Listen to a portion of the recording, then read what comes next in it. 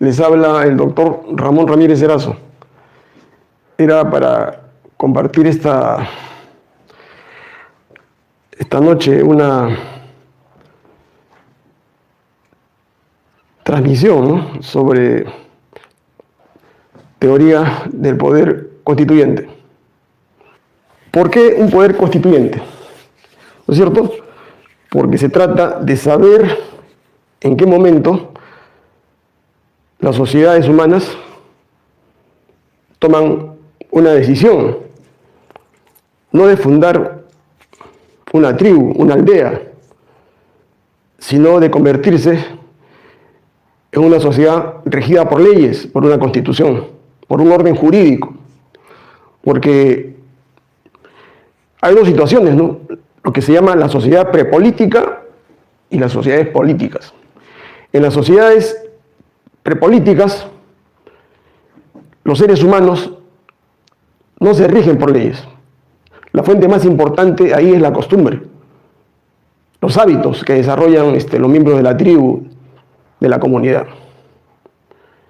En las sociedades prepolíticas no existe el Estado, no existe derecho.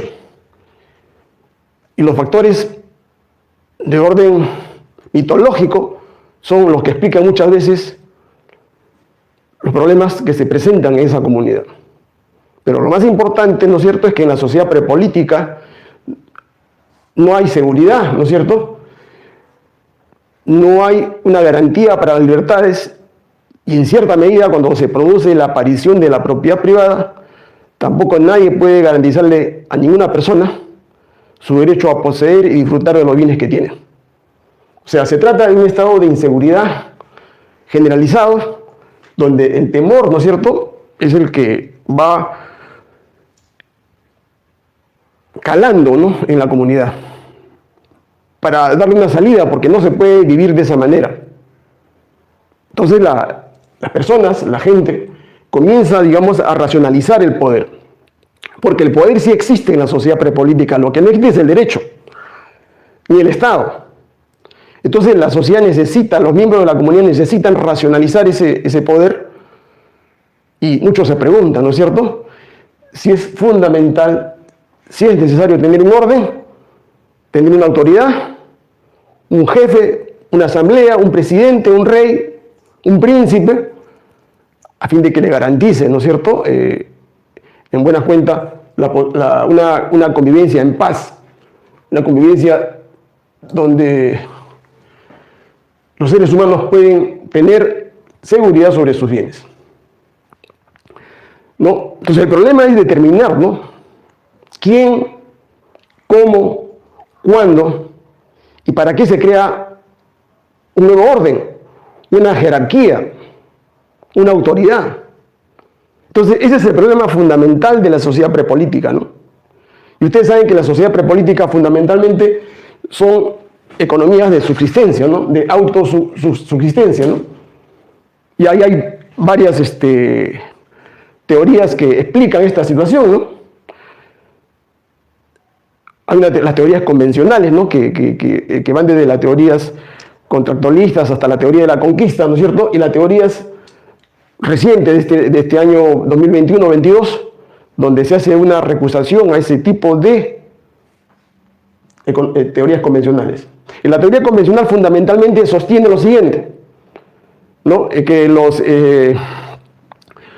excedentes agrícolas, ¿no?, en la zona de tierra fértil, donde hay alta productividad, son los que van a requerir, ¿no es cierto?, de tener que construir, ¿no es cierto?, cierto orden, ciertas jerarquías. O sea, la alta productividad de la tierra, de la agricultura es fundamental. Y en esta teoría de los excedentes se engloba la teoría marxista, ¿no es cierto?, donde la generación del excedente, en la teoría marxista, ¿no es cierto?, y su apropiación por una minoría de personas, que son los grandes propietarios, son los que van a originar las clases sociales. Y al existir clases sociales, las clases pudientes, las clases ricas, son las que van a generar esa necesidad de proteger sus propiedades, y para eso, digamos, se va a crear el Estado. Ya con las teorías modernas, ¿no? Las teorías modernas han recusado ciertas teorías convencionales, ¿no es cierto? Y, por ejemplo, en resumen, ¿no es cierto? Se trata de que el Estado aparece y las jerarquías de una sociedad así estructurada aparecen cuando se produce una transición, ¿no es cierto?, de una agricultura de forrajeo, de recolección, ¿no?, a una agricultura fundamentalmente de producción de cereales. ¿Por qué cereales? ¿Por qué no tubérculos? Señalan estos nuevos teóricos ingleses. Es que los cereales permiten el almacenamiento en lugares accesibles. Y por lo tanto, a diferencia de un tubérculo como la papa o el oyuco, esto no es muy fácil de almacenar. Entonces, esta situación, digamos, ha sido aclarada, ¿no? Y recientemente con estudios, con datos, ¿no es cierto?, de la agricultura la agricultura en muchos valles de Asia, de África y de América, se ha llegado a esa conclusión. ¿Qué es lo que pasa cuando ingresamos a la sociedad política? Fundamentalmente, de lo que se trata es de estructurar una explicación, ¿no?, de por qué los hombres, ¿no es cierto?, los hombres, los seres humanos, tienen la necesidad, ¿no es cierto?, de reunirse, de juntarse en asambleas y tomar una decisión que les permita salir de ese estado de inseguridad. Y eso origina lo que se llaman las teorías contractualistas. Fundamentalmente con Luke, ¿no?, y tiene en el segundo ensayo sobre gobierno civil, en los primeros 3 capítulos, hace una explicación de cómo los hombres pasan de la sociedad prepolítica a la sociedad política y se funda el Estado a través de un poder constituyente, ¿no? El Luke habla, ¿no es cierto?, de un poder originario que existe en la comunidad, ¿no?, y que es la que permite crear los gobiernos. Y el razonamiento es similar, ¿no es cierto?, en Hobbes, en Rousseau, en Grocio, en Pufendorf y en Althusser, que desde la vertiente alemana, inglesa, francesa, digamos, llegan a una conclusión de que es necesario, ¿no es cierto?, ingresar a la sociedad política. ¿Por qué?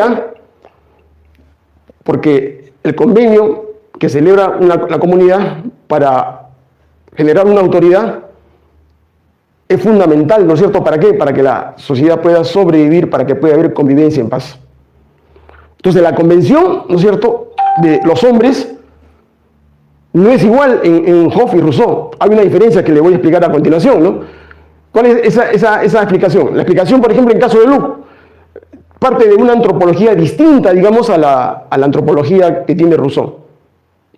Para Rousseau, digamos, el ser humano, el hombre, es un animal egoísta, ¿no es cierto?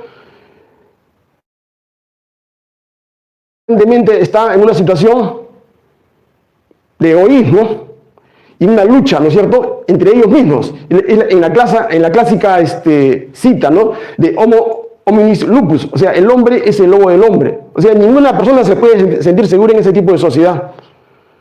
Y como el estado de inseguridad es generalizado, nadie tiene seguras sus propiedades y su libertad.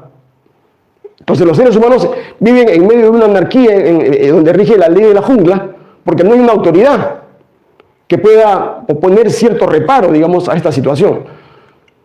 Entonces, los hombres se ven en la necesidad, según Hobbes, en darle la autoridad suprema, ¿no es cierto?, a un leviatán, al Estado, ¿no? Este leviatán, digamos, va a hacer que los hombres obedezcan.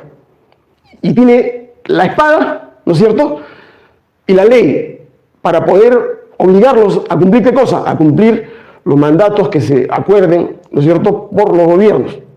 Uno de ellos, por ejemplo, es el pago de los tributos. De nada existe tener una ley si es que no hay una espada que de manera coercitiva le exija al ser humano, a los miembros de la sociedad, el cumplimiento de esa obligación. Y por eso ustedes ven, ¿no?, en los diferentes gráficos de la justicia, a la mujer que representa la justicia con los ojos vendados, en un lado la balanza de la equidad, de la ley, y en la otra mano la espada. El derecho no funciona, ¿no es cierto? El derecho sería ineficaz si que no tuviera la espada. La espada es el símbolo de la coerción. Y por eso que en el derecho internacional se le hace una recusación, ¿no es cierto? Una crítica. Porque en el derecho internacional se pueden tomar muchas decisiones. Pero como no hay un Estado mundial, no hay un gobierno mundial, no hay un presidente, un Congreso que represente a todos los seres humanos, los Estados, en base a su soberanía, pueden desacatar esos mandatos. Y solo funcionaría en este caso, ¿no? Como lo que pasa en Rusia y Ucrania, una vez acabado el derecho internacional, ¿no? Aparece el derecho de guerra. Que no es un derecho propiamente, ¿no? Porque la guerra que es la manifestación del poder, de la brutalidad, del salvajismo de los seres humanos, dirigido ¿qué? A exterminar a otros seres humanos. Entonces Hobbes señala que es fundamental, ¿no es cierto?, que los hombres hagan ese contrato de paz, ¿no? Y ellos reciben en compensación una situación de convivencia civilizada bajo la autoridad del Leviatán, que es el que va a ejecutar la ley. Esa tesis es distinta en sus consecuencias a la tesis que sostiene Rousseau, porque parte de otra antropología. Para Rousseau, el hombre es un ser bueno y social. A diferencia de Hobbes, para Hobbes, igual que Maquiavelo, el ser humano, el hombre es un ser malo, es un ser egoísta, es un ser envidioso, ¿no? Y esto Rousseau, digamos, en su tesis de Weltanbach, que está desarrollado en esta obra del discurso sobre el origen y la desigualdad de los hombres, señala, ¿no?, cómo es que el hombre desarrolla, ¿no?, su proceso de asimilación, digamos, a la sociedad. El punto de partida de Rousseau es muy simple, ¿no? Al principio todos éramos iguales y libres. Pero llega un momento, ¿no es cierto?, en que aparece la propiedad privada. Y los más fuertes crean la propiedad privada para proteger sus bienes y luego de eso desarrollan, ¿no es cierto?, todo un orden jurídico para proteger esa propiedad. Entonces, para Rousseau, la propiedad privada no es sinónimo de felicidad, sino es un factor de infelicidad. ¿Por qué? Porque la propiedad es la que va a dividir a los seres humanos, en estamentos, en clases, pero es esa propiedad la que va a generar el comienzo, ¿no es cierto?, para Rousseau, de las diferencias entre los seres humanos. Entonces hay un problema, ¿no es cierto?, que no se puede resolver tan fácilmente. Porque Rousseau habla, ¿no es cierto?, que hay una aparente libertad, pero el hombre está sometido por todos lados a una suerte de disciplina social, ¿no? O sea, si en el principio el hombre era libre, se ha convertido, ¿no es cierto?, cuando entra en la sociedad política, en un sujeto con menores derechos. Entonces, Rousseau hace alusión en este caso, ¿no es cierto?, de qué cosa explica esa situación de los seres humanos en esta sociedad política. Sencillamente él dice, ¿no?, que es que los hombres están sometidos a un contrato social, que es expresión, ¿no es cierto?, de la comunidad, de una comunidad que deposita, ¿no es cierto?, una suerte de poder y crea al Estado, ¿no? Y el Estado va a ser la expresión, ¿no es cierto?, de una voluntad general. Una suerte de expresión de la suma de la mayoría de las voluntades que tienen todos los seres humanos que forman una comunidad política y que se expresaría, pues, ¿no es cierto?, en el voto, en el sufragio. ¿Cómo se organiza el poder constituido? Fundamentalmente, ¿no es cierto?, a través de la Constitución. Y les decía, ¿no?, la Constitución, primero, tiene regulación de derechos fundamentales. En segundo lugar, define, ¿no es cierto?, la estructura política de ese Estado. ¿Y cómo la define? Fundamentalmente a través de la creación de poderes. Entonces dice, ¿no?, un poder legislativo encargado de dar las leyes, un poder ejecutivo encargado de ejecutar esas leyes y un poder judicial encargado de juzgar los delitos que se cometan en esa sociedad. Este es un modelo. Yo puedo crear un modelo distinto, como el que podría aplicarse a una sociedad que requiere descentralización. Yo podría crear, además de esos tres poderes, un poder municipal. Podría crear un poder territorial. Podría crear un poder de control o un poder social. ante tanta corrupción que hay en el Perú. Entonces, el modelo depende de quién, depende de el modelo político estoy hablando, ¿no? Que es el segundo elemento de una constitución, depende de quiénes, de la forma como arbitren, cómo medien sus intereses en la comunidad representada en una asamblea constituyente, ¿no? En tercer lugar, una constitución tiene que tener un modelo económico. ¿Para qué? Es fundamental para regular la forma como se va a producir en la sociedad, qué tipo de impuestos se van a crear, quiénes se van a beneficiar, qué tipo de economía es la que el Estado va a impulsar, si el Estado va a poder hacer actividad empresarial o no, o todo se va a dejar a los privados, si se va a cobrar tasa de interés, si el Banco Central de Reserva va a ser autónomo o no, si va a regular intereses, si va a emitir billetes. Eso es modelo económico. Si el Estado va a tener empresas públicas. En cuarto lugar, una constitución tiene que contener un sistema de protección de los derechos fundamentales. ¿No? Y para eso se idea, ¿no? Por ejemplo, en nuestro sistema tenemos un sistema nacional y un supranacional, ¿no? Un sistema nacional donde están el Poder Judicial con el Tribunal Constitucional. Y la instancia supranacional, que es la Corte Interamericana de Derechos Humanos. Entonces, ahí, en esos dos niveles, se resuelven los problemas de derechos fundamentales, ya sean de habeas corpus, de amparo, de acciones de inconstitucionalidad, de acción popular, de acción de cumplimiento, de competencia entre órganos del Estado. Y finalmente, ¿no es cierto?, en quinto lugar, una constitución tiene que tener, ¿no es cierto?, una forma, un modelo de reformarse de la Constitución. Porque las normas se vuelven obsoletas. O sea, el derecho peruano de 1821 no es el mismo derecho del 2021. Entonces las normas jurídicas tienen que actualizarse. Y la norma jurídica fundamental por excelencia es la Constitución, pero a cada rato no vamos a estar cambiando las constituciones. Entonces, la propia Constitución prevé, ¿no es cierto?, a través de lo que se llama, ¿no?, el poder constituyente derivado, o sea, por excepción, se le permite hacer la reforma total o parcial de la Carta Fundamental. ¿Ya? De esta manera se asegura, ¿no?, la posibilidad de poder actualizar esa norma. Ya. Los marxistas, sobre todo Engels, porque Marx no teoriza sobre el origen del Estado, ¿no? Es Engels, Federico Engels, en esa obra que se llama El origen de la propiedad privada y el Estado, hace una alusión, ¿no es cierto?, de cómo se produce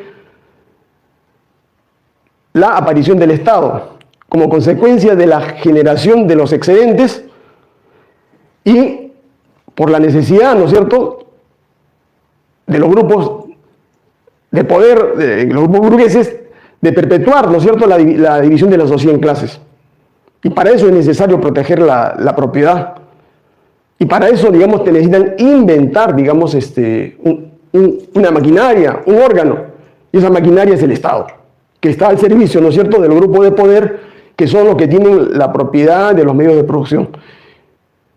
Esa es la tesis original de Engels, que luego es desarrollada por Lenin en una obra que se llama El Estado y la Revolución. Bueno, en síntesis, tenemos una sociedad prepolítica, donde no hay Estado, no hay derecho, hay inseguridad.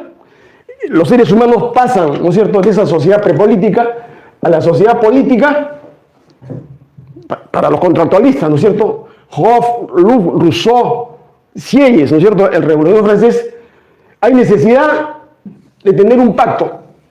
Ese pacto, digamos, es fundamental para proteger la propiedad, la libertad y la seguridad en los términos iniciales, ¿no es cierto?, de los franceses. Pero eso no se protege a través de un memorándum, de un oficio, de una solicitud. Entonces, ellos idean, ¿no es cierto?, la necesidad de construir, digamos, elaborar una constitución. O sea, la sociedad política, el pueblo, se convierte en poder constituyente originario, funda el Estado como órgano político, ¿no es cierto?, para poder regular las conductas de los seres humanos y asegurar una paz, y para ello necesita tener, ¿no es cierto?, un documento fundamental, lo que se llama la ley suprema, la ley fundamental, que es la Constitución. Entonces, a partir de ahí, de la Constitución, estamos hablando ya no de un poder constituyente, estamos hablando de un poder constituido. Poder constituyente, poder constituido, no se vayan a confundir. Porque el poder constituyente es facultad originaria de la comunidad, indelegable, a través de la cual se va a elaborar una constitución que va a regir, ¿no es cierto?, 4 cosas fundamentales. ¿Ya? Primero, los derechos fundamentales que hay en una sociedad para todos los miembros de esa comunidad. Derecho a la vida, o sea, los derechos que están en las 5 generaciones, derechos de primera, segunda, tercera, cuarta, quinta y los que aparezcan en el futuro. Inicialmente, cuando se crea la se crea la Constitución francesa, se hablaban de derechos de primera generación, ¿no?, que son los más importantes, ¿no? Son los derechos llamados individuales. Derecho a la vida, derecho a la igualdad, derecho a la propiedad, derecho a la libertad, que son los derechos burgueses, por excelencia, ¿no? Esos fueron impulsados,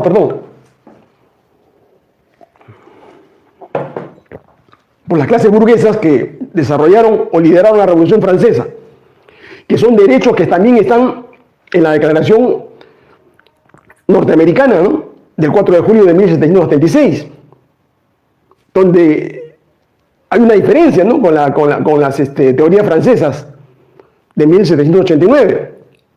En las teorías anglosajonas se le da mucho más importancia al derecho de propiedad, por la vertiente que viene de Locke, de Inglaterra, y que se afinca, se ancla, digamos, en Estados Unidos, ¿no?, o en lo que eran las 13 colonias inicialmente. O sea, es preponderantemente el derecho a que se te garantice la propiedad privada y tu derecho a la felicidad. Y eventualmente tu derecho a la libertad. Porque Estados Unidos se funda como un país de pequeños propietarios, de pequeños granjeros, de pequeños hacendados. Entonces, fíjense, sociedad prepolítica, se entra a la sociedad política, el poder constituyente originario funda el Estado, se elabora una nueva constitución. Ese poder constituyente, digamos, ¿qué cosa es? Es una facultad originaria de mando, de creación, de elaboración de una sociedad. Es un poder ilimitado, conforme lo vamos a ver ahora. Ahora, ¿en qué momento, digamos, aparece, digamos, esa sociedad, ese poder constituyente? Son 5 posibilidades, conforme vamos a ver más adelante. Ahora, ¿cuál es la naturaleza del poder constituyente? Esto es fundamental que ustedes lo entiendan, porque hay mucha confusión al respecto, ¿no? Por ejemplo, ustedes han visto, ¿no?, a un abogado joven, Hugo Nobel, que es hijo de Enrique Gersi, ¿no es cierto?, haciendo todo un desarrollo, ¿no?, respecto a la necesidad de hacer un referéndum para anular o limitar o eliminar la Asamblea Constituyente de la actual Constitución. Lo que evidentemente, pues, es una falacia, ¿no? Es un gran error. Es una petición inconstitucional, es irracional, porque está negando derechos fundamentales a la participación política que tiene todo ser humano en la marcha de su comunidad. O sea, lo que esta gente, la gente esta Gersi y toda la gente de la ultraderecha lo que quiere es que a través de un referéndum se elimine, ¿no es cierto?, la facultad que tiene el pueblo, la sociedad, de reformar, de cambiar su constitución o de hacer una nueva constitución en su totalidad. Eso no se puede, no se puede eso sostener. ¿Por qué? Porque eso está contra la naturaleza de lo que es el poder constituyente y de lo que es el derecho político de participación que tienen los seres humanos en la marcha de sus comunidades. Sería negar, ¿no es cierto?, a la sociedad política. Y en la sociedad política, ¿por qué se caracteriza? Fundamentalmente no por el consenso, pues, sino por el disenso. Es decir, tenemos pensamientos distintos, tenemos ideologías distintas, ¿no es cierto? Pero podemos convivir, podemos coexistir en una misma sociedad, en un mismo país, en una misma comunidad, claro que sí, porque no estamos pues en el paraíso, ¿no? Donde todos pueden pensar de la misma manera, no estamos en un estado totalitario, donde solamente hay pensamiento único, el pensamiento del partido político que tiene el poder. Entonces, esa forma, ¿no es cierto?, de concebir la anulación de la Asamblea Constituyente es una forma totalitaria, neoliberal, fundamentalista de derecha, que debe ser erradicada, porque es la negación del derecho político a la participación en los asuntos públicos. Lo que quiere es amordazar, digamos, el derecho de cambiar esa constitución, pues, o de reformarla si les parece que está mal. Si el 51% de los peruanos consideran que una constitución no esta, porque esta no debe ser ni reformada, ni cambiada, esta constitución tiene que ser anulada y restaurarse la constitución del 79 conforme lo vamos a ver más adelante. Ese derecho es inherente, es inmanente al ciudadano que forma parte de la polis, de la vida de una comunidad política.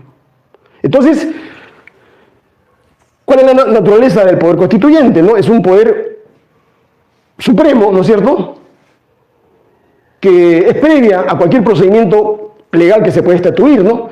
El poder constituyente no proviene de ninguna norma legal anterior. O sea, no hay una norma hipotética fundamental, como decía Kelsen, que fundamenta el derecho de una comunidad a dar su orden jurídico. Es fundamentalmente, ¿qué cosa? Es un acto político.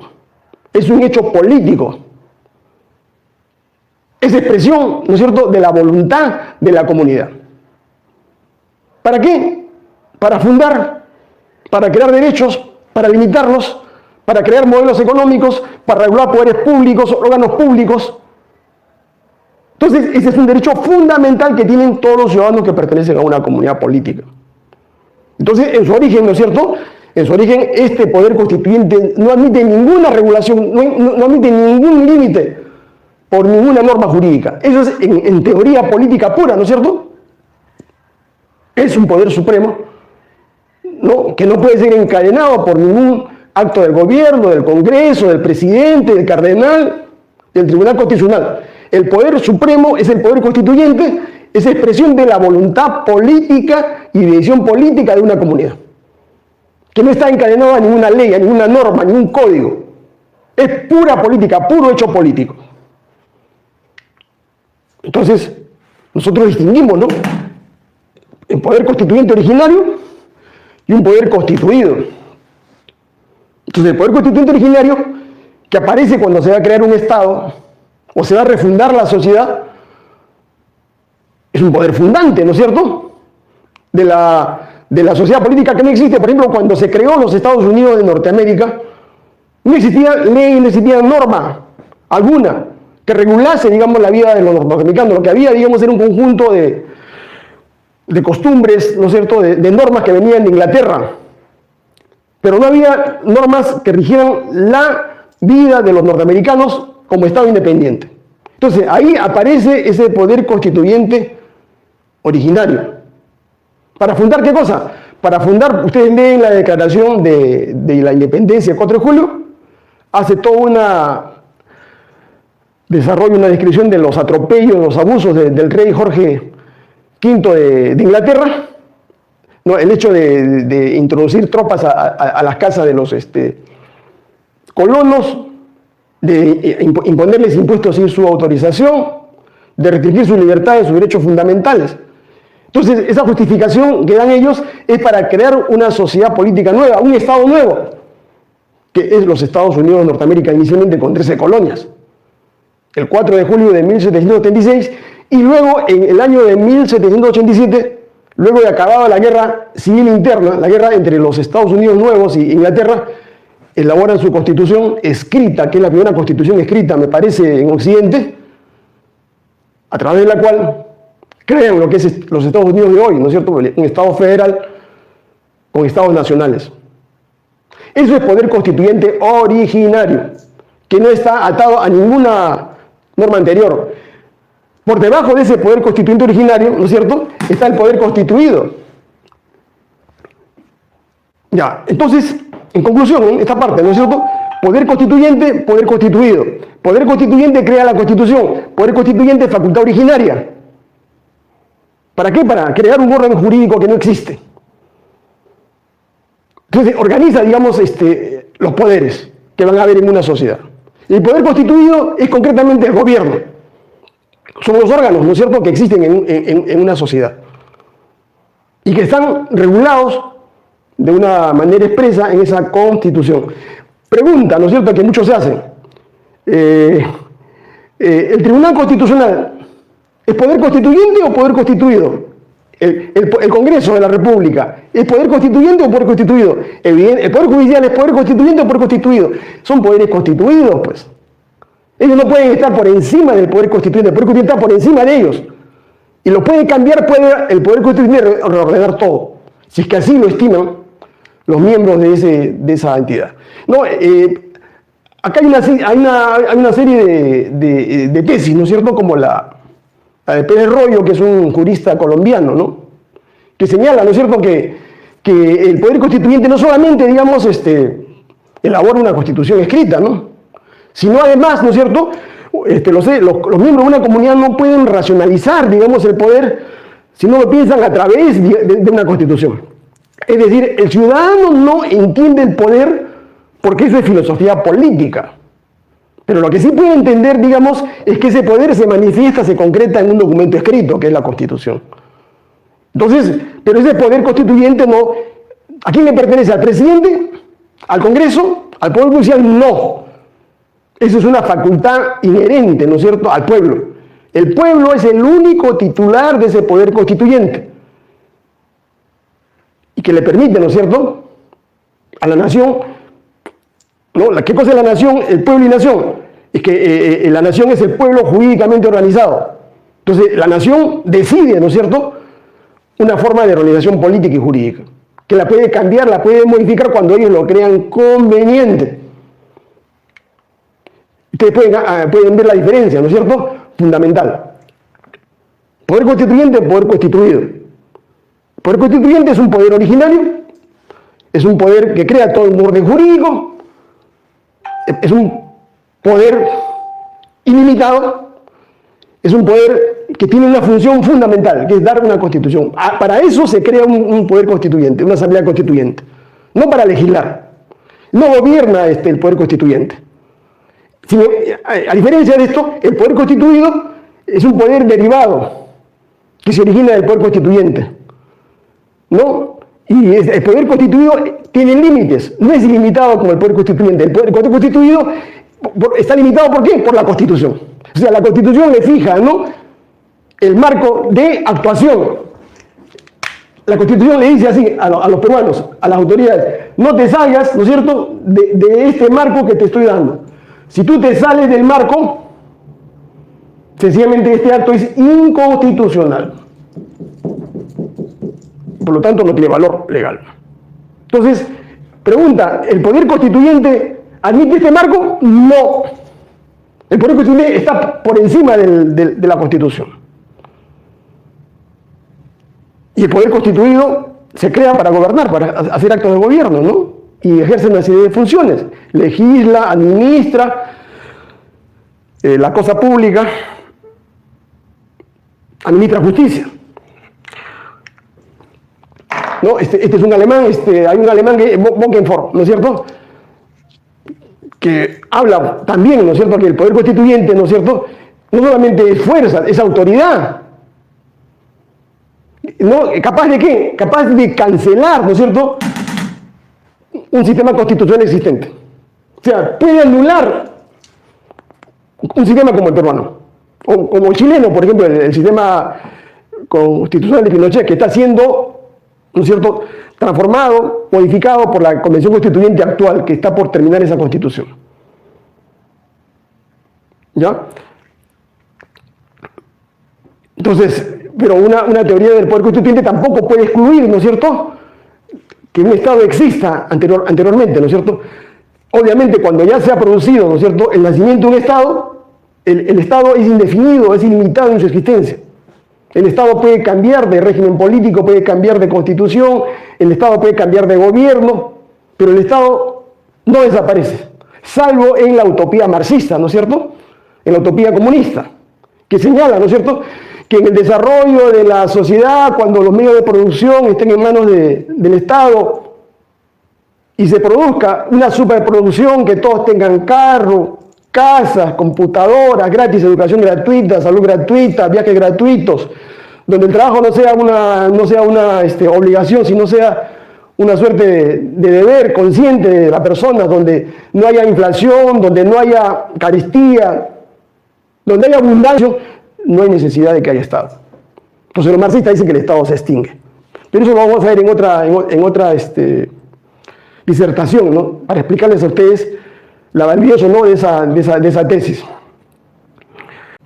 Características del poder constituyente. Acá están, ¿no? El poder constituyente tiene 3 características fundamentales, que ustedes las pueden ver acá, ¿no? Es un poder único, es un poder extraordinario, es un poder ilimitado, ¿no? Ya Sieyès lo decía en el caso de Francia, ¿no? ¿Por qué es un poder original, es un poder único? Porque Sieyès lo decía, ¿no?, en el libro que escribió, ¿Qué cosa es el tercer Estado?, ¿no? Es que el poder constituyente no tiene otro fundamento que no sea su propia realidad política. No existe una norma jurídica que pueda explicar el poder constituyente. Más allá no hay otra cosa, ¿no? Es un poder fundante, es un poder incondicionado, que no admite límite alguno. Creo que hasta aquí está claro, ¿no es cierto? Para poder resumir. Entonces, estas 3 características son fundamentales y que les permiten a ustedes entender por qué ese referéndum que promueve, digamos, Gersi hijo, digamos, es totalmente irracional, es totalmente inconstitucional, es ilegal, ¿no? ¿Por qué? Porque eso es la naturaleza del poder constituyente, que nadie lo puede limitar, porque no tiene restricciones, ¿no es cierto? Porque son facultades que la comunidad, la sociedad toma en determinados momentos históricos de su vida. Y porque ese poder no lo puede ejercer ninguna otra autoridad, ningún otro órgano en la sociedad, ni en la iglesia, ni la Fuerza Armada. Es un poder omnímodo, pues, ¿ya?, que no admite paralelismo, ¿no es cierto? No pueden haber 2 poderes constituyentes en una sociedad. Ahora, el cuarto problema. En un momento, ¿no es cierto?, se manifiesta el poder constituyente. Esto es importante para que ustedes entiendan, ¿no es cierto?, por qué, digamos, es inviable en estos momentos,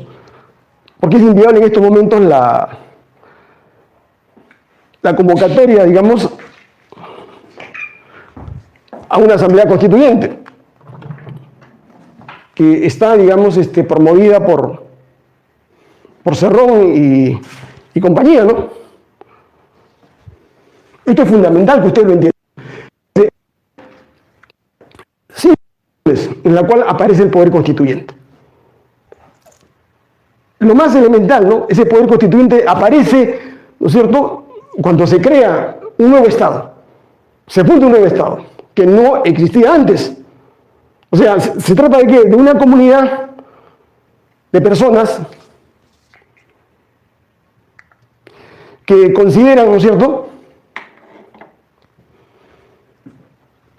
que deben independizarse, deben separarse del imperio original, como ha sido en las colonias, o como fue como Estados Unidos, con Inglaterra. Entonces, la comunidad, los seres humanos piensan que no es conveniente, que no es necesario seguir atado a ese imperio, al imperio inglés. Y toman la decisión política, ¿ya?, más que decisión religiosa, política, ¿no es cierto?, de autonomizarse y independizarse, ¿no es cierto?, del imperio inglés. Eso sucedió en 1776. O pasó también en el Perú, ¿no? Porque el Perú no existía como república hasta el 28 de julio de 1821. Un grupo de criollos, ¿no es cierto?, apoyados por generales, por militares venezolanos, extranjeros, argentinos, chilenos, decidieron que que el Perú tenía que independizarse. ¿Por qué? Porque había un doble motivo, ustedes saben, ¿no es cierto? Un interés de tipo geopolítico continental de parte de Bolívar, de San Martín, de O'Higgins. El Perú no podía quedar como una colonia, como una reserva española en América Latina, ya que la mayoría de esos virreinatos se había independizado. Y el Perú era la sociedad más conservadora, tenía el gobierno más conservador. Y por eso que interiormente en el Perú era un poco difícil, ¿no es cierto?, que se armara una revuelta, una revolución nacional para expulsar a los españoles. Entonces tuvieron que venir primeramente la corriente libertadora del sur con San Martín y luego la corriente libertadora del norte con Bolívar y terminar el problema de la independencia del Perú en Ayacucho, en 1824. Entonces, ¿qué es lo que aparece en ese caso? La necesidad de que el Perú como república, digamos, independiente, tenga una constitución. Y se apela a un poder constituyente, ¿no es cierto? Ese poder constituyente es el que se elige teóricamente en 1821, ¿no? Y da la primera constitución que tenemos nosotros, liberal, en 1823. Primera situación. Cuando se reorganiza la estructura social, constitucional, económica, ¿no es cierto?, política de un país, de una sociedad. O sea, existe una constitución, existe una norma fundamental anterior, pero por situaciones políticas internas se producen reformas, protestas, y se ve la necesidad de fundar un nuevo sistema jurídico. Eso fue lo que pasó en el Perú, ¿no?, en el año de 1975-79. En esa época nosotros vivimos en una dictadura militar, ¿no es cierto? Y en el 29 de agosto de 1975, Morales Bermúdez da un golpe de Estado y destituye a Juan Velasco Alvarado, que había dado un golpe de Estado el 3 de octubre del año 78. La pregunta era, ¿no?, el Perú tenía que seguir siendo gobernado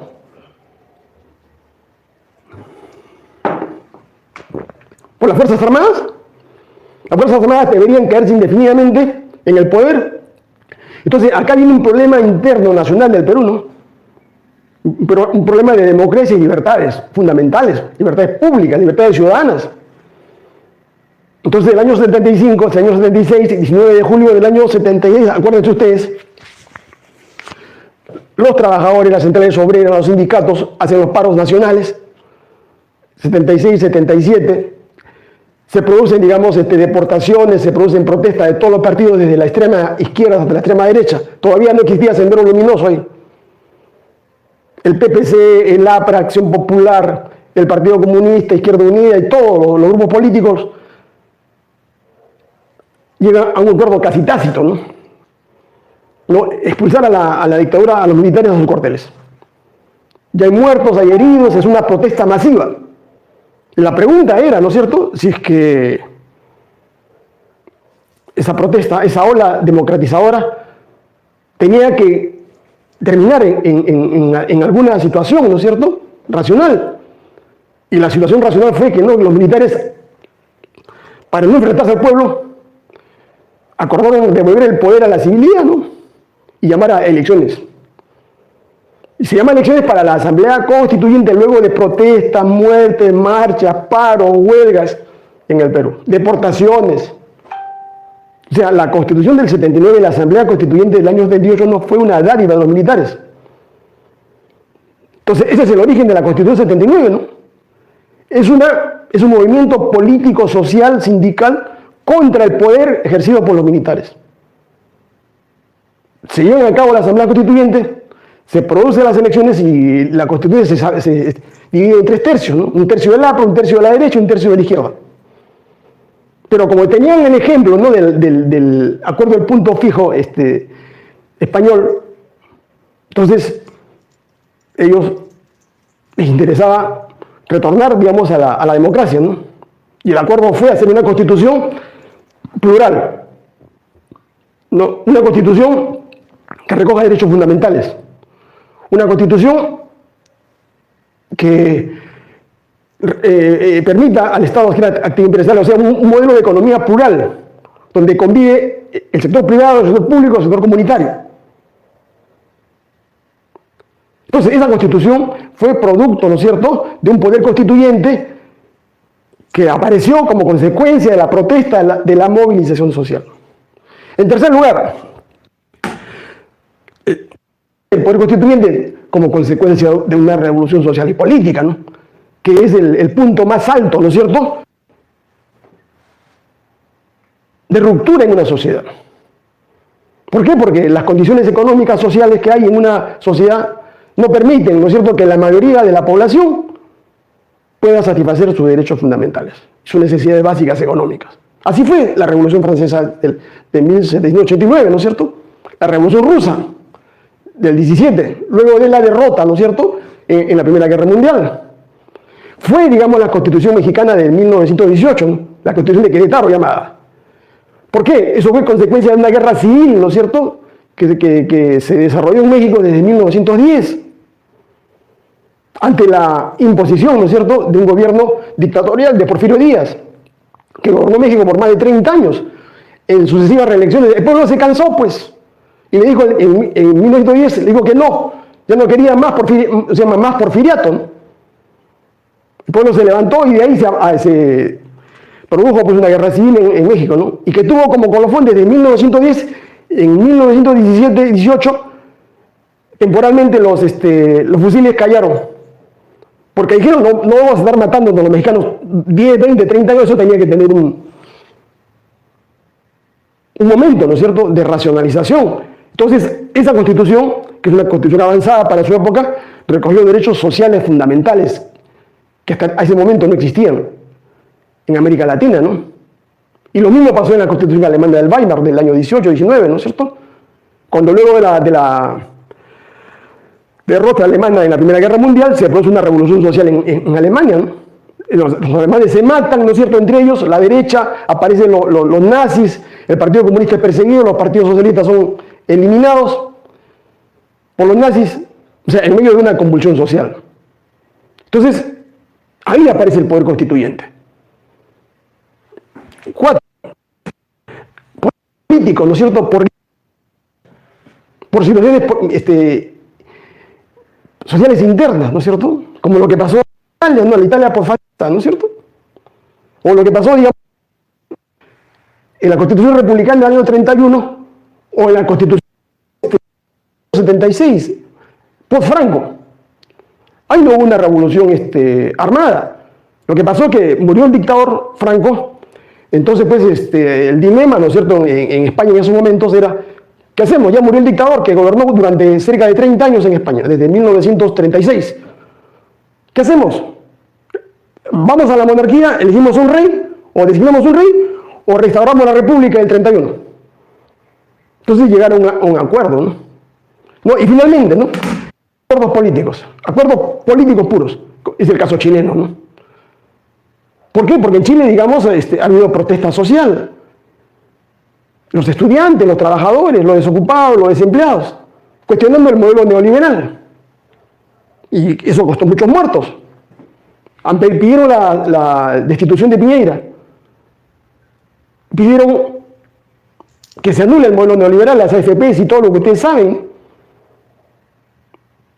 La Asamblea Constituyente no preveía poder constituyente. Entonces, han tenido que llegar a un acuerdo político, tanto la derecha como la izquierda, para ir a un referéndum.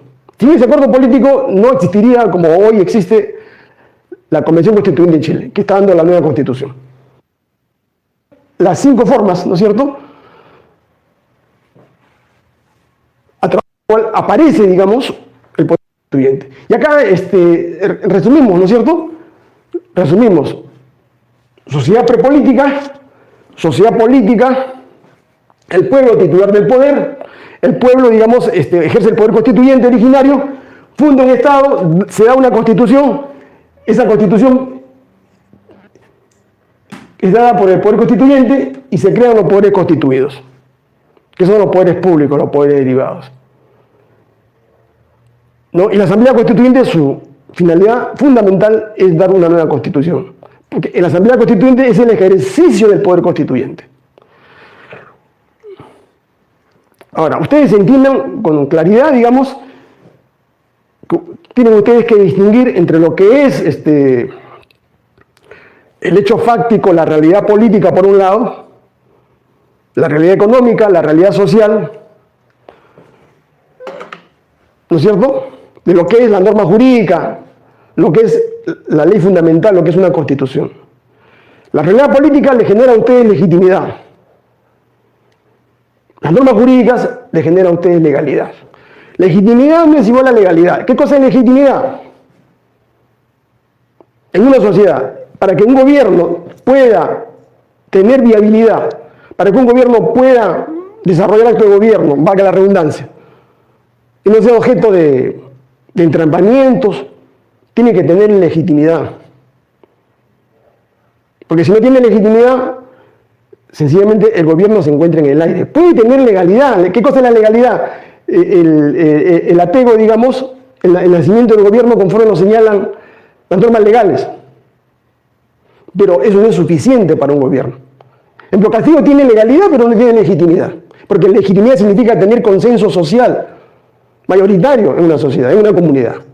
Pero no lo tiene. Más del 70% de los peruanos, haciendo, digamos, un estudio así promediado de muchas encuestas, demuestran, ¿no es cierto?, que Castillo no tiene el asentimiento, ¿no es cierto?, o sea, lo que se llama obediencia social, ¿de parte de quiénes? De los gobernados. Por muchas razones, ¿no? Porque ha mentido, porque no cumplió sus promesas, porque es un incapaz, es un inecto, porque ha habido alza de precios, porque han subido las cosas, porque el dólar ha subido, etc., porque ha nombrado a ministros incapaces, lo que ustedes quieran. Pero la aprobación inicial del 51% se diluyó, pues. Entonces acá la gente, ¿no es cierto?, se pregunta si debemos seguir obedeciendo o no a Castillo. Entonces la derecha ha entrado a un proceso, ¿no es cierto?, de aniquilamiento de Castillo. Está llamando a la anarquía, al desgobierno, ¿no? Que es una estrategia que hacen los grupos de izquierda. Fíjense, la derecha, que está en la oposición, que está en el gobierno, hace lo que la izquierda desarrolla en los tiempos normales, ¿no? La que desarrolla los paros, la protesta, la que financia ese tipo de situaciones, digamos, contra el poder, son los grupos de poder. En este caso, en el Perú, son los medios de comunicación. O sea, lo que hacía la izquierda antes lo está haciendo en estos momentos la derecha. ¿Por qué? Porque supuestamente un gobierno popular no es popular, el gobierno de izquierda no es de izquierda como el de Castillo, está en el gobierno. Entonces, en la oposición, ¿quién está en la oposición? No está la derecha, pues. No está la izquierda, está la derecha. Entonces, la derecha, ¿qué es lo que quiere? Quiere golpear, quiere tumbarse al gobierno. ¿Por qué? Porque es una cuestión de negocio, ¿no? Están perdiendo dinero. Entonces, la legitimidad les da consenso, les da gobernabilidad, valga la redundancia, a un gobierno, en una sociedad determinada. La legalidad solamente es obedecer la ley, ¿no?, que el gobernante se adecue sus actos a lo que sea la ley, pero eso sería una expresión de dominio, ¿no es cierto?, legal, no de dominio político, porque si no hay consenso social, sencillamente el gobernante es bien difícil que pueda, digamos, mantenerse en el poder. Y eso es lo que apunta a la derecha en el Perú, ¿no? Lo está desgastando, lo está golpeando, censura a los ministros, no censura al primer ministro, acusa al presidente, pide vacancia, no pide destitución, no usa los medios de comunicación, ¿para qué? Para denunciar casos de corrupción de todo su entorno, de sus sobrinos, de sus familiares. O sea, está creando el caos, ¿no? ¿Para qué? O bien el pueblo lo destituye a través de acciones de masas, o bien Castillo renuncia. Aunque yo veo un poco difícil que, dada la personalidad de Castillo, pueda renunciar, ¿no? Es difícil. Se va a mantener hasta el último en el poder, porque sabe, ¿no es cierto?, que si renuncia se va a la cárcel. Ya. Esta es una cuestión fundamental. Ustedes tienen que entender, un poder constituyente, una asamblea constituyente, no se produce en cualquier momento de la evolución del proceso político de una sociedad. Son determinadas circunstancias, condiciones, situaciones políticas, económicas y sociales que se presentan en una sociedad las que generan el momento constituyente. protestas sociales, no paros, marchas, huelgas, marcha de las ollas, todo lo que ustedes ven. Es lo que los marxistas llaman si existe o no existe situación revolucionaria. ¿Cuándo existe situación revolucionaria? Cuando los de arriba no pueden y los de abajo sí desarrollan las condiciones para poder tomar el gobierno. Ahora, ¿eso cómo se resuelve, no? Se resuelve mediante una revolución o se resuelve mediante un proceso de reforma, ¿no es cierto? A través de lo que el sistema jurídico político de una sociedad lo considera pertinente, ¿no es cierto? Por ejemplo, para que haya momento constituyente tiene que haber un cuestionamiento, ¿no?, de la legitimidad y de toda la, no solamente el gobierno, ¿no?, se le cuestiona a Castillo, no, además toda la estructura económica y política del Perú. Por ejemplo, el modelo neoliberal está cuestionado, está recusado. El problema de los precios, de la reunión de los precios, porque esta constitución del año 93 es una constitución ultraliberal que impide pues que los productos puedan ser regulados, puedan ser controlados indirectamente por el gobierno, pues, ¿sí? Porque esto está en la ley de la selva, ¿no? Los empresarios ponen los precios que les da la gana con el pretexto de que hay incremento de costos como consecuencia de factores internacionales. Pregunta, ¿había momento constituyente en el año 75, 76? Sí había momento constituyente. Había paros, había una lucha así política frontal entre los partidos de derecha e izquierda contra las Fuerzas Armadas. Y la consigna era regresar a la democracia. Que los militares vuelvan a sus cuarteles. Que los civiles vuelvan a gobernar a través de elecciones libres. Esa era la consigna. Y los estudiantes, los trabajadores, los sindicatos, los pobladores, las amas de casa, todos se movilizaron. ¿Hubo momento constituyente en Chile en el año 2019? Sí hubo momento constituyente. Hubo violencia de los desempleados, ¿no? Y la consigna era, ¿no es cierto?, abajo el modelo neoliberal, ¿no?, la renuncia del presidente Piñera. Y los chilenos no podían estar en esa situación 2, 3, 4 años, ¿no? Ahí actuaron racionalmente, ¿no? Toda la derecha chilena, con Piñera a la cabeza, señalaron, ¿no?, se dieron cuenta que no podían meter al ejército, a la policía, digamos, a la represión, porque iban a haber centenares de muertos ahí entre los chilenos, ¿no? Entonces decidieron un pacto político, un acuerdo político, ¿no? ¿Cuál era el acuerdo político? A pesar de que la Constitución chilena pinochetista no lo preveía, acordaron ir a una asamblea constituyente. El año 2021, conforme sucedió, se fueron elecciones, luego se eligió a esa asamblea que ha terminado de hacer la Constitución este año. Ahí hubo un momento constituyente. Pregunta, en el autogolpe del 7 de abril del año 92, ¿hubo un momento constituyente? O sea, cuando Fujimori cierra el Congreso, cierra el Tribunal del Poder Judicial, no había un momento constituyente, o sea, no había motivo para patear el tablero. ¿Por qué? Porque ustedes lo vean, ¿no? Fujimori gobernaba, no tenía una posición así violenta en el Congreso. Y la prueba de ello es que él gobernaba a través de decretos legislativos. ¿Por qué? Porque el Congreso le había concedido facultades legislativas. Y Fujimori ya había introducido, ¿no es cierto?, a todos los agentes de la banca internacional, del Banco Mundial, del Fondo Monetario, para que controlen la economía del Perú. Y tenían el apoyo de los Estados Unidos, de Japón, la OEA, la ONU y todo. Y el senderismo, ¿no es cierto?, no estaba en alza, estaba en caída. Aymael Guzmán y sus huestes habían sido derrotadas parcialmente en la sierra. Y por eso que se vienen de la sierra, se vienen a la ciudad de Lima a desarrollar todo lo que ustedes conocen, ¿no?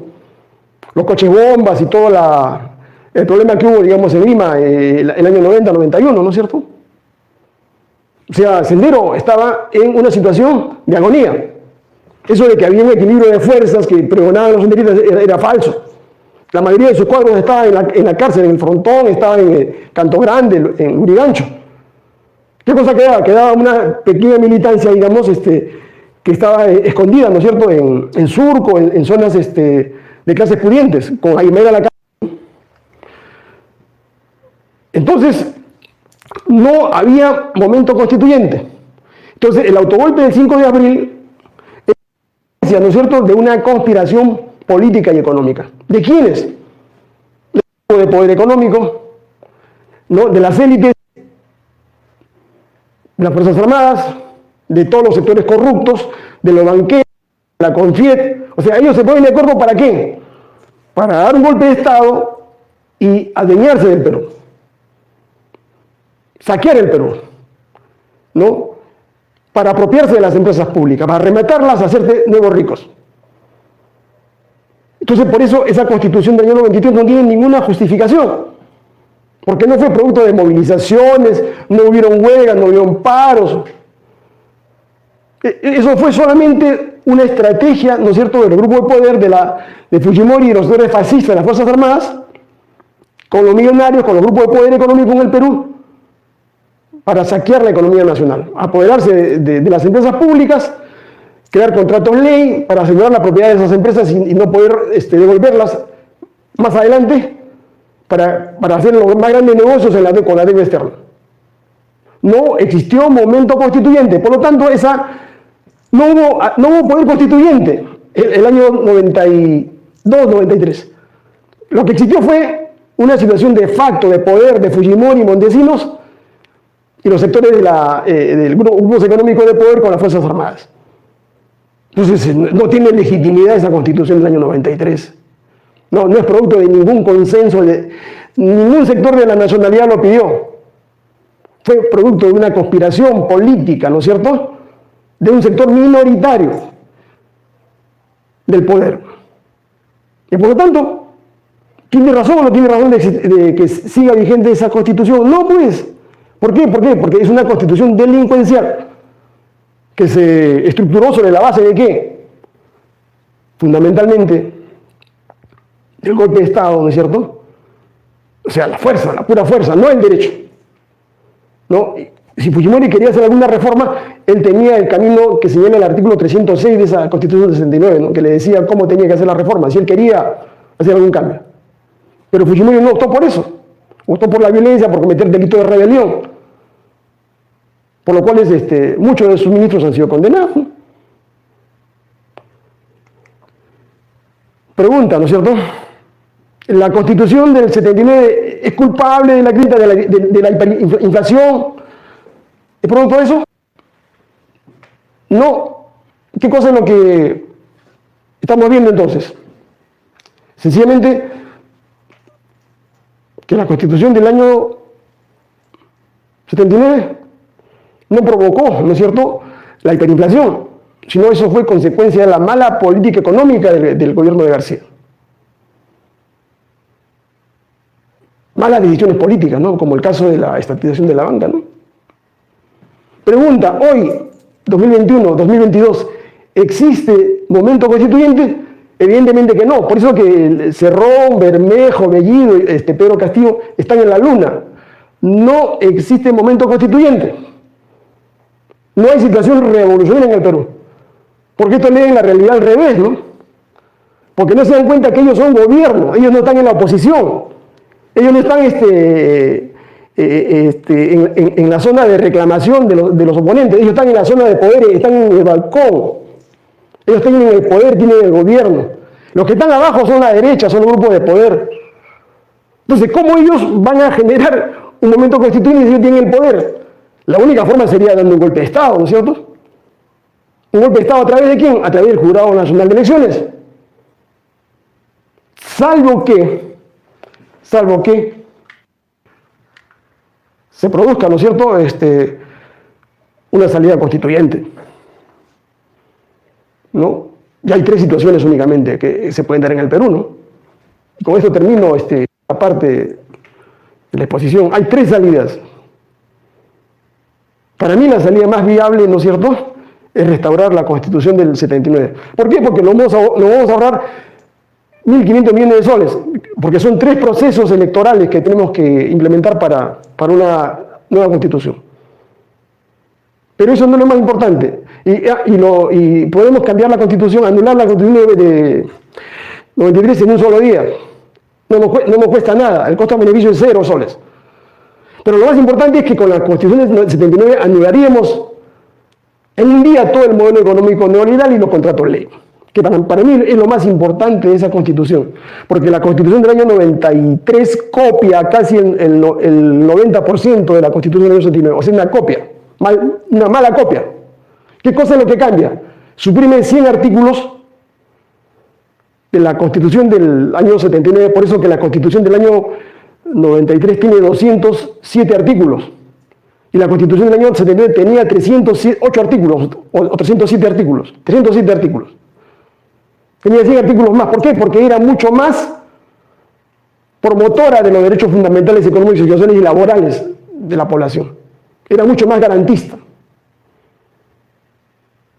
¿Qué cosa le interesó a los grupos económicos? Anular, ¿no es cierto?, la parte económica e introducir el modelo económico neoliberal en 10 artículos. Del 61 al 68. Eso es lo que, esa es la madre del cordero. Nosotros, si restauramos la Constitución del 79, podríamos recuperar, ¿no es cierto?, las empresas públicas rentables, no las que están quebradas. Y estas empresas públicas, digamos, estaban funcionando, como Petroperú, como La Pantilla, como las mineras, como los puertos, pero fueron regaladas pues en un gran negociado. Ese fue el motivo del golpe del 5 de abril, hacer el más grande negociado. Con la restauración de la Carta del 79 podríamos nosotros devolver al Poder Judicial peruano la posibilidad de resolver los conflictos de empresas. Y ya no esto se vaya al CIADI. Porque el CIADI, ¿qué cosa es? Es una corte de justicia arbitral, digamos, manejada por el Fondo Monetario y el Banco Mundial y los grandes banqueros. ¿Quién manda en el CIADI? Manda pues el que tiene más acciones.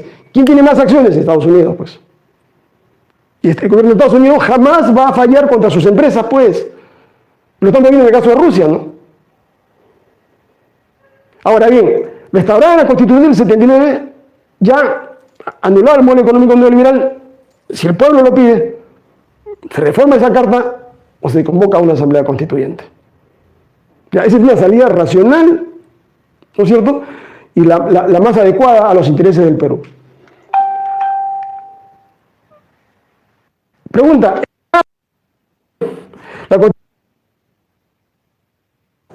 La Constitución que quiere Cerrón, Bellido, Bermejo, Castillo y compañía, no, pues son unos brutos.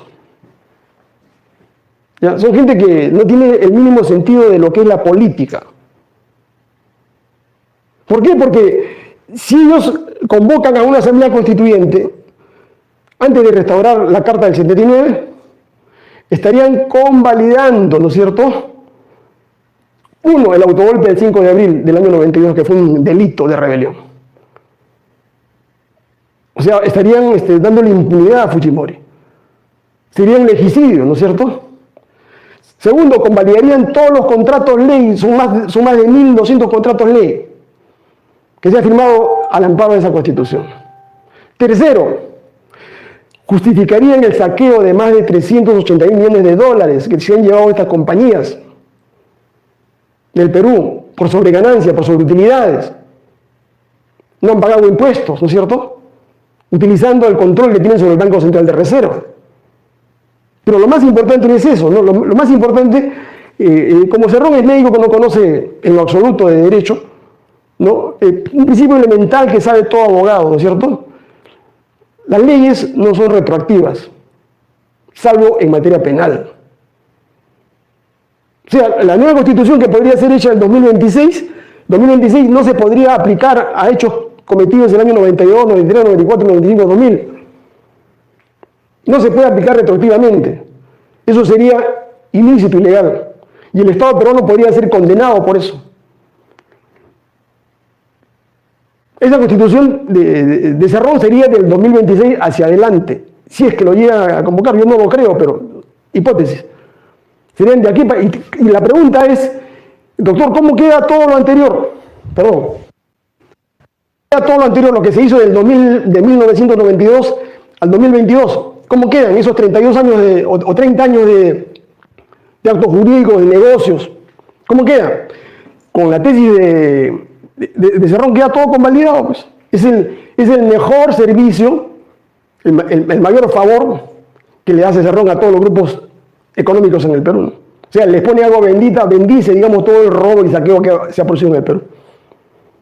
Ya, eso no se podría tocar, eso no se puede discutir, eso sería cosa juzgada, irrevisable. O sea, todo lo que se robó por Fujimori, Toledo, Alan, Humala, PPK, Vizcarra, y que fueron, digamos, saqueados por las grandes corporaciones que dieron el golpe de Estado, eso no se podría tocar. Por un principio, ¿no? La ley no es retroactiva.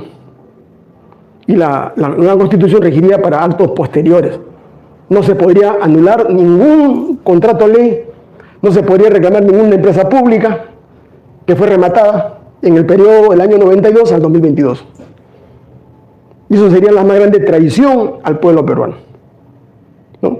Entonces, el único camino que queda, digamos, sería restaurar la Constitución del año 69. ¿Por qué? Porque esa Constitución, esa sí se puede aplicar al 92, del 92 hacia adelante. Porque se produjo, ¿qué cosa? Un punto de interrupción inconstitucional.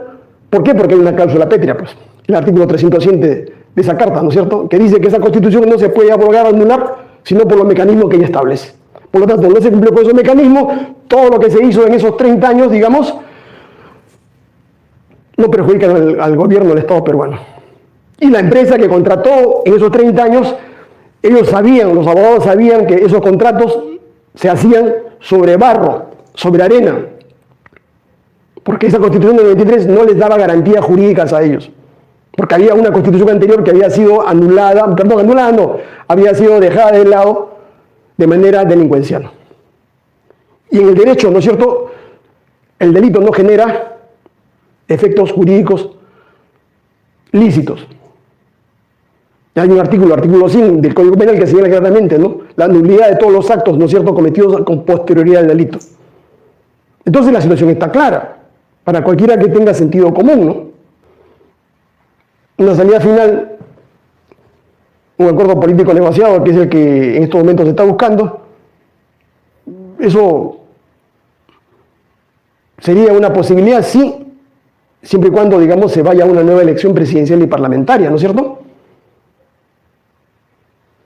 Si es que no hay el acuerdo, si es que la derecha quiere un golpe de Estado con la renuncia o destitución de Castillo, no hay acuerdo político, bueno, la ley de la selva. Nos regresamos al Estado hobbesiano, ¿no es cierto?, de quién es el que tiene más fuerza para imponer su voluntad y su decisión política. ¿Ya? Y finalmente el referéndum directo, ¿no es cierto?, que pregonan Cerrón, Bermejo, Castillo, Bellido, ¿no es cierto? O sea, ellos creen, ¿no es cierto?, que se puede hacer un referéndum directo para una asamblea constituyente, ¿no es cierto? Eso podría darse si es que hay un acuerdo político de las fuerzas políticas en el Perú, como Chile. O el jurado de elecciones se presta un golpe de Estado, ¿no es cierto? O el presidente se presta un golpe de Estado. Entonces ahí estarían en problemas ellos, ¿no? Y la última posibilidad, ¿no es cierto?, porque el poder constituyente es el poder supremo de una sociedad, si es que la mayoría social en el Perú, digamos, a través de paro, huelgas, movilizaciones de las fuerzas políticas y sociales, sindicatos, estudiantes, o sea, la mayoría del pueblo, exige un referéndum directo, entonces el gobierno no puede hacer nada, el Congreso no puede hacer nada.